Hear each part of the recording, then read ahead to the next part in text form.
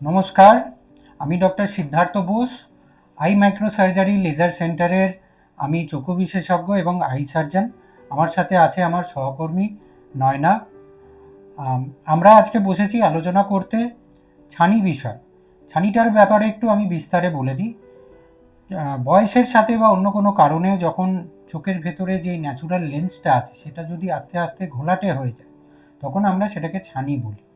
ছানি পড়লে পরে চোখে দেখতে অসুবিধা হয়, নজরটা ঘোলা হয়ে যায় এবং রাত্রির বেলা হেডলাইট বা রোদের আলোতে অসুবিধা হতে পারে।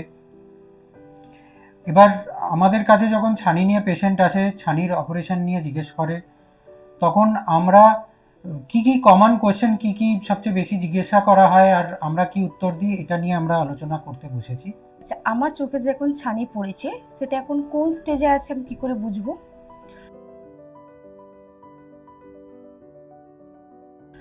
দেখুন, ছানির স্টেজ দু রকম হয়।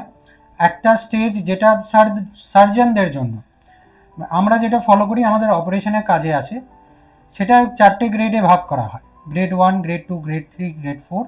গ্রেড 3 অবধি আমরা ইম্যাচিওর স্টেজ মনে করা হয়, মানে পাকেনি ছানি। আর গ্রেড 4 হচ্ছে ম্যাচিওর ক্যাটরাক্ট। কিন্তু আজকাল দেখা যাচ্ছে যে পেশেন্টের কাজ পেশেন্টদের যেরকম থাকছে, পেশেন্টরা রাত্রির বেলা গাড়ি চালাচ্ছে কিনা তার উপরে নির্ভর করে যে ছানি অপারেশনটা করতে হবে কিনা। স্টেজ 1এও কিন্তু অনেক সময় পেশেন্টদের অসুবিধা হয়। এটা খুব সাবজেক্টিভ ব্যাপার। যদি পেশেন্টের অল্প ছানি নিয়েও যদি চোখে দেখতে অসুবিধা হয়, আমরা আর্লি স্টেজেও, স্টেজ 1 বা তার কমের স্টেজেও আমরা অপারেশন করে দিই, যাতে পেশেন্টের অসুবিধা না হয়। আর্লি স্টেজে অপারেশন করাটা খুবই সেফ, কারণ এখন ছানি অপারেশনের টেকনোলজি খুবই অত্যাধুনিক হয়ে গেছে। ফেকো সার্জারি করে অপারেশন করা হয়, খুবই অল্প কেটে অপারেশন করা হয়, তাই রিকভারি খুব ফাস্ট এবং খুব দুর্দান্ত এক্সেলেন্ট রেজাল্ট দেয়। তাই অল্প স্টেজেও অপারেশন করা যায়। আজকাল জেনারেলি আমরা সার্জনরা যে নিয়মটা ফলো করি, আমরা খুব বেশি দেরি করি না, খুব একটা ছানি পাকতে আমরা ওয়েট করি না, যেটা আগেকার দিনে করা হতো। তো আমরা আর্লি স্টেজেই অলওয়েজ ছানিটাকে অপারেশন করে নেওয়া ভালো। আচ্ছা, ছানিটা যদি বেড়ে যায় সেক্ষেত্রে কি সমস্যা হতে পারে? চোখে ছানি পড়লে যেটা সবচেয়ে বেশি সমস্যা হয় সেটা হচ্ছে চোখে দেখতে অসুবিধা হয়। ছানি বাড়লে দেখতে অসুবিধাটা আরও বেড়ে যায়। এটা কোনো রকমের ওষুধ বা চশমা দিয়ে কি নিয়ন্ত্রণ করা যেতে পারে?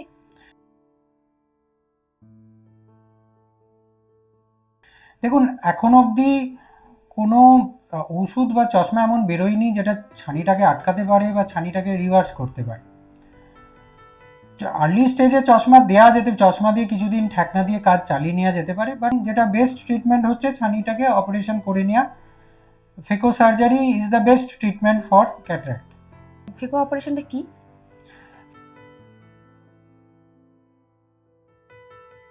ফেকো অপারেশন হচ্ছে একটা অত্যাধুনিক পদ্ধতি ছানি অপারেশনের, যেটা একটা ফেকো প্রোব বলে একটা জিনিস হয়, যেটাতে আল্ট্রাসনিক এনার্জি দিয়ে ছানিটাকে কুচি কুচি করে ছোট ছোট পিসে ভাগ করে ওটাকে খেয়ে নেওয়া হয়, ভ্যাকিউম দিয়ে সাক করে নেওয়া হয়।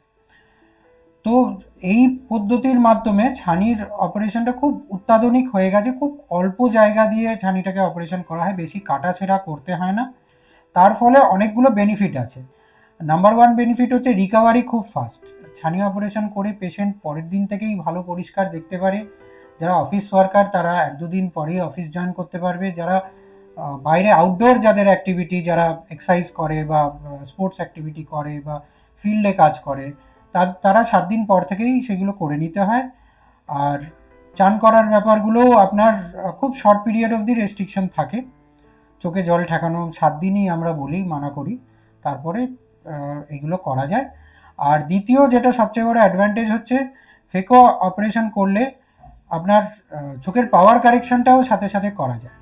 যেটা আগেকার দিনে অপারেশন যেটা হতো বড় কেটে অপারেশন, তাতে অনেক বেশি চোখে পাওয়ার থেকে যেত, সেটাকে কারেকশন করা যেত না পরে। কিন্তু ফেকোর মাধ্যমে যে এক্সিস্টিং পেশেন্টের যা চোখের পাওয়ার আছে সেটাকেও আমরা কারেক্ট করে দিতে পারি লেন্স বসিয়ে। আচ্ছা আচ্ছা, অপারেশনটা কোন টাইমটাই করলে ভালো হয়? আগেকার দিনে এটা লোকেরা মানতো যে শীতকালটা বেস্ট সময় অপারেশন করা, কারণ অনেকগুলো রেস্ট্রিকশন থাকতো। আগে যখন বড় কেটে অপারেশন করতো তখন 15 দিন 20 দিন বলা হতো চান করতে পারবে না, তখন লোকেদের একটা ধারণা আছে যে শীতকালে করালে বেস্ট।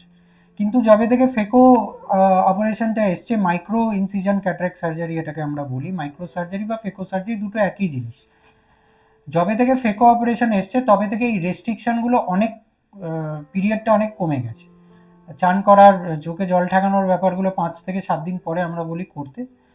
তার ফলে এখন যেটা আমরা মনে করি অ্যাজ সার্জন যে 12 মাসে যে কোনো সময়ই অপারেশন করা যায়, সে গরম হোক, সে শীতকাল হোক, সে বর্ষাকাল হোক, রেস্ট্রিকশন থাকে না সিজন ওয়াইজ। আচ্ছা, এই অপারেশন করলে কোনো ব্যথা যন্ত্রণা কিছু হবে না তো?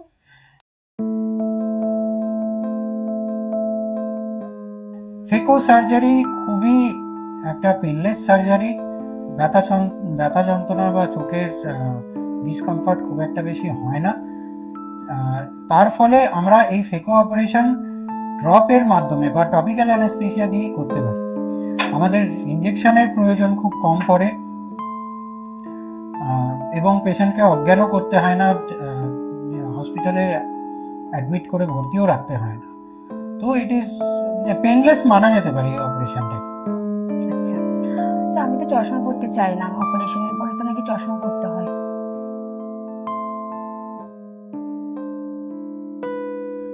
অপারেশনের পরে এখন এমন এমন টেকনোলজি আমাদের কাছে এসে গেছে, লেন্স টেকনোলজি এত অত্যাধুনিক হয়ে গেছে যে লেন্সের সাহায্যে আমরা কিন্তু চোখের চশমার পাওয়ারটা কারেক্ট করে দিতে পারি।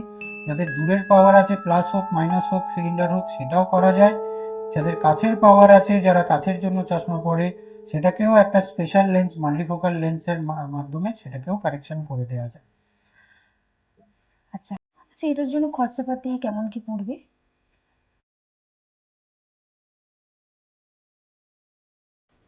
খরচাটা একটু ভ্যারি করে। ফেকো সার্জারির খরচা জেনারেলি আমাদের আইমাইক্রো সার্জারি লেজার সেন্টারে 10,000 থেকে শুরু হয়, basic package, basic operation, basic lens. আচ্ছা আর মোটামুটি প্রিমিয়াম যেগুলো যেগুলো মাল্টিফোকাল, যেগুলো পাওয়ার কারেক্টিং লেন্স, যেগুলো সেইগুলো একটু হায়ার প্যাকেজের দিকে আসে। সেগুলো অ্যাপ্রক্সিমেটলি 40-45,000 থেকে আমাদের স্টার্টিং। আচ্ছা, সুগার বা প্রেশার যদি থাকে সেক্ষেত্রে কি ছাড়িয়ে অপারেশন করাতে কোনো অসুবিধা কিছু হবে? সুগার আর প্রেশার একটা লেভেলে নিয়ন্ত্রণ থাকা দরকার। সুগারটা খাওয়ার পরে, যেটাকে পিপি ব্লাড সুগার বলি, সেটা 200 কম থাকা দরকার অপারেশন করানোর জন্য। আর ব্লাড প্রেশারটা 160/90 মধ্যে থাকলে তবে সেফলি অপারেশন করা যায়।